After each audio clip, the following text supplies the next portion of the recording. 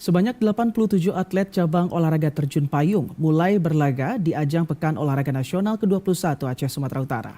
Berlangsung mulai tanggal 8 hingga 19 September, cabang olahraga tersebut mempertandingkan 3 kategori yakni ketepatan mendarat, kerjasama di udara, dan kerjasama antar parasut. Berlangsung di Pangkalan TNI Angkatan Udara Sultan Iskandar Muda, Belang Bintang, Aceh Besar.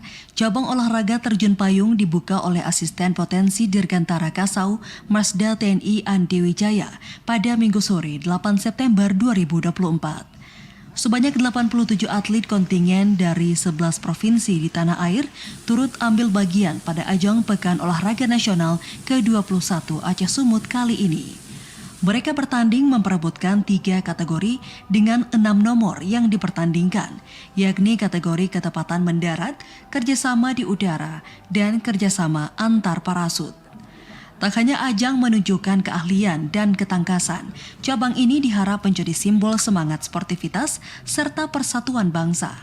Olahraga penuh tantangan ini juga diharap mampu melahirkan atlet berbakat yang mampu mengharumkan nama bangsa di tingkat nasional maupun internasional. Hari ini ada 3 yang dilombakan, yaitu ketepatan mendarat, kerjasama antar parasut, dan kerjasama di udara.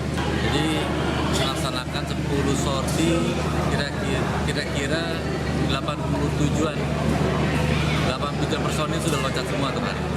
Dan alhamdulillah selama pelaksanaan hari ini berjalan dengan aman, lancar, cuaca pun mendukung, sehingga target untuk hari ini dapat dilaksanakan dengan baik.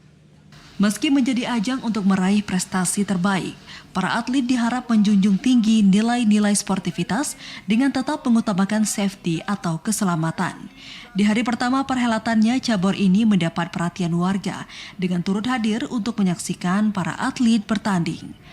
Dari Aceh Besar, Arman Konadi, TVRI Aceh melaporkan.